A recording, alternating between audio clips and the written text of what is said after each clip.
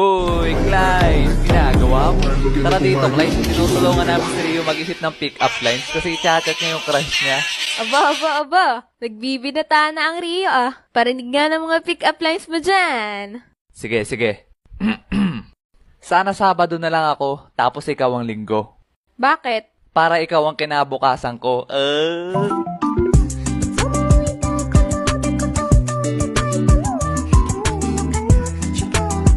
Iba naman. Laos na yan. Eto. Clyde, marunong ka ba sumalo? Bakit?